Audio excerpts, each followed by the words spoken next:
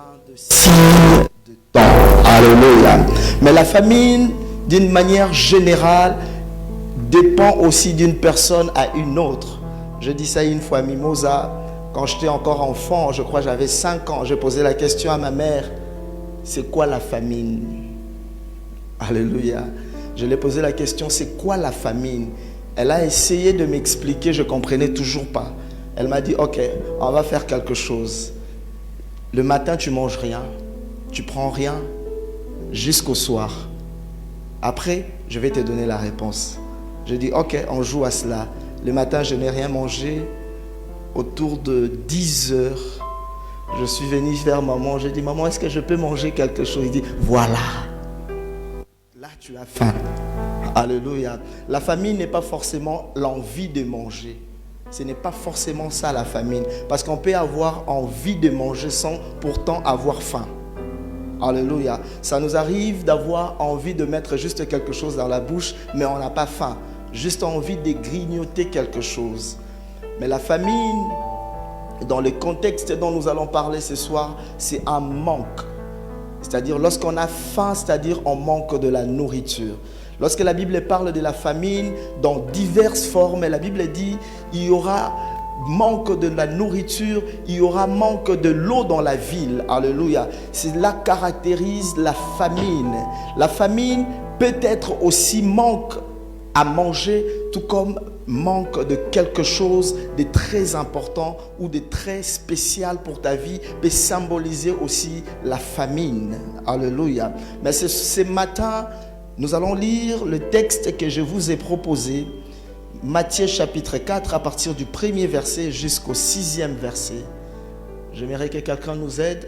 Matthieu chapitre 4, jusqu'au 6e verset, du 1er au 6e verset. Jésus. Matthieu chapitre 4, nous lisons au nom de Jésus-Christ. Amen. Alors Jésus fut amené par l'Esprit dans le désert pour être tenté par les diables. Après avoir jeûné 40 jours et 40 nuits, il eut faim. Les tentateurs s'étant approchés, lui dit, « Si tu es fils de Dieu, ordonne que ces pierres deviennent de pain. » Jésus répondit, « Il est écrit, l'homme ne vivra pas de pain seulement, mais de toute parole qui sort de la bouche de Dieu. » Le diable le transporta dans la ville sainte, les plaça sur les hauts du temple et lui dit, « Si tu es fils de Dieu, jette-toi en bas car il est écrit, il donnera des ordres à ses anges à ton sujet et ils te porteront sur les mains de peur que ton pied ne heurte contre une pierre. » Parole du Seigneur. Alléluia.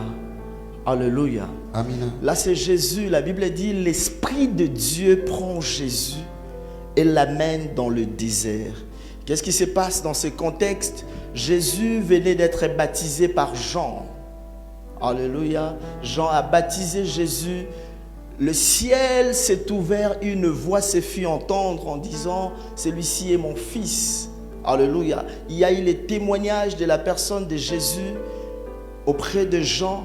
Parce que Jean, pendant qu'il baptisait Jésus, quand il a même vu Jésus venir, il dit, je ne suis même pas digne. Alléluia. Jean a déclaré que je disparaisse pour que lui apparaisse. Alléluia.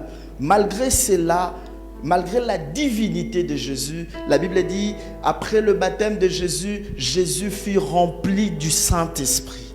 Jésus rempli du Saint-Esprit et l'Esprit de Dieu conduit Jésus vers le désert. La Bible dit dans le désert où il va jeûner pendant 40 jours, 40 nuits. C'est-à-dire Jésus n'a pas mangé pendant 40 jours et 40 nuits. La Bible dit, la finalité c'est quoi? Jésus eut faim. Parce qu'on doit retenir une chose, Jésus est Dieu. Mais Jésus, en lui, il était 100% homme et il était en même temps 100% Dieu. Est-ce que vous êtes d'accord avec moi? C'est-à-dire, s'il était 100% homme, il pouvait avoir faim comme tout être humain peut avoir faim. Après qu'il ait passé plusieurs jours sans manger, 100% Dieu, parce que la plénitude de la divinité demeurait en lui. La Bible dit dans Jean chapitre 1er, la parole faite chair. Alléluia. La parole qui était au commencement, la parole qui a créé toutes choses. Cette parole est devenue une chair, c'est-à-dire la parole qui a créé toutes choses en devenant une chair. On appelle cette parole Jésus-Christ. C'est-à-dire Jésus est 100% Dieu et il est 100% homme. Et ce jour-là, il a eu faim. Lorsque Jésus eut faim, la Bible dit, les tentateurs s'approcha. Dis à ton voisin, fais attention lorsque tu as faim. Le diable n'a pas approché Jésus lorsque Jésus était en pleine forme. Le diable a approché Jésus lorsque Jésus se retrouve premièrement dans le désert. On peut se retrouver dans le désert sans pour autant avoir faim. Est-ce que je parle à quelqu'un? Mais la Bible dit les tentateurs s'approchent non pas parce que Jésus s'est retrouvé seulement dans le désert, mais ils s'approchent de Jésus parce que dans le désert de Jésus, Jésus avait faim. Lorsque les tentateurs s'approchent, ils présentent à Jésus une solution. Par rapport à ton état, moi j'ai une solution à te proposer. Et la solution c'est quoi? Si tu es réellement fils de Dieu, si tu es réellement fils de Dieu, je sais que tu as faim. Alors, transforme cette pierre.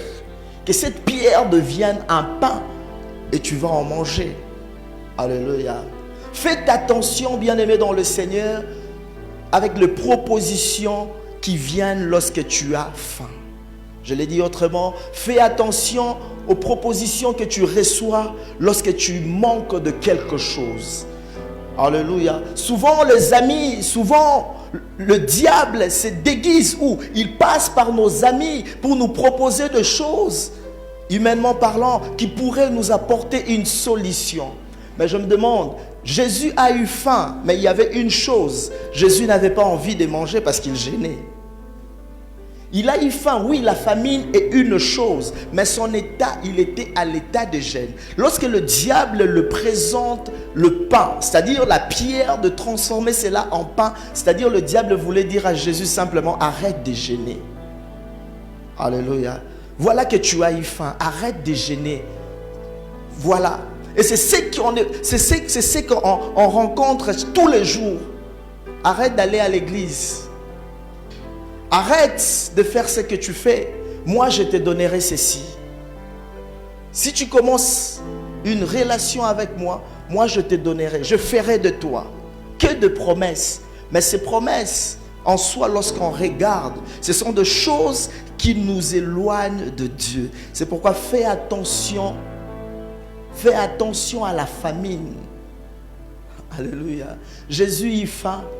Et c'est pendant la famine de Jésus, le diable n'a pas eu peur de la plénitude du Saint-Esprit. Le diable n'a pas eu peur de la personne, de la divinité qui coulait en Jésus. Il s'est approché de lui pour le tenter. À combien à plus forte raison, moi et toi, humains que nous sommes, avec beaucoup de faiblesses. Jésus était 100% homme, 100% Dieu, mais la Bible dit il n'a jamais commis un péché. Étant sur la terre, il n'avait jamais péché. Alléluia. Le tentateur l'a approché. Le tentateur l'a proposé même une solution. C'est pourquoi j'aime dire aux hommes de Dieu, beaucoup des hommes de Dieu sont tombés dans la tentation, dans le piège de l'ennemi, surtout le prophète.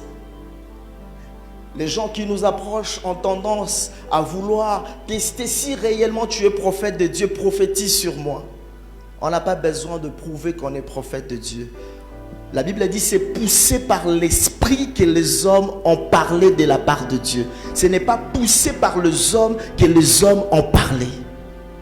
Lorsque tu commences à prophétiser parce que tu es poussé par les hommes, parce que tu veux faire plaisir à quelqu'un, parce que tu veux confirmer combien tu es prophète, tu commences à t'éloigner de Dieu. Est-ce que je parle à quelqu'un? C'est ce que le diable a fait de Jésus. Il dit, si tu es réellement fils de Dieu, si tu es réellement, transforme cette pierre en pain. Est-ce que Jésus était incapable de le faire? Non. Il était capable de transformer la pierre en pain, mais Jésus ne l'a pas fait. Jésus ne l'a pas fait simplement parce qu'il n'a pas approuvé qu'il est fils de Dieu. Alléluia. Il n'a pas approuvé ce qu'il est déjà. Bien-aimé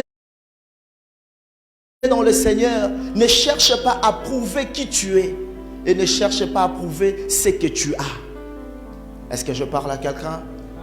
Jésus a répondu au diable, l'homme ne vivra pas seulement du pain, mais l'homme vivra de toute parole qui sort de la bouche de Dieu. Alléluia. Alléluia. C'est-à-dire un homme spirituel est composé de deux parties. La partie chair peut avoir faim. Pendant que ta partie chair a faim, nourrit ta partie esprit. Et la partie esprit est nourrie par la parole de Dieu. La Bible a dit, c'est cette parole nous vivifie. Cette parole nous fortifie. Alléluia. Alléluia. Jésus y faim. Au-delà du pain qu'on lui propose, la Bible dit, le diable prend Jésus. Le diable prend le Seigneur Jésus. Le diable n'a pas eu peur de jeûne, des 40 jours de jeûne. Il prend le Seigneur, il l'amène sur une montagne et il le demande. Il lui montre la ville de Jérusalem. Il dit, prosterne-toi devant moi, je te donnerai cette ville. Lorsqu'on a faim, on reçoit de propositions. Fais attention de l'élévation de quelqu'un qui vient de traverser la famine. Ce n'est pas forcément Dieu qui élève. Alléluia. Le diable aussi sait élever à sa manière. C'est pourquoi ne sois pas pressé à acclamer. Je connais cet homme. Il était dans le désert. Voilà là où il est. Voilà ce qu'il est devenu. Tu ne sais pas. Pendant le désert, il y a eu des propositions. Avait-il accepté pour être là où il est ou pas? Tout ce qui brille n'est pas de l'or. Alléluia. Il y a des gens qui ont accepté à ce genre de propositions. Il y a des gens qui se sont prosternés devant le diable pour avoir peut-être un téléphone. Un simple téléphone. Dans Genèse 25, l'histoire d'Ésaü. Ésaü qui a vendu son droit de naissance à Jacob simplement parce que Ésaü avait faim. Quelque chose de banal a changé toute une destinée. La famine peut être quelque chose de banal, mais j'aimerais dire à quelqu'un, la famine passera un jour. Il y a des choses que tu ne dois pas faire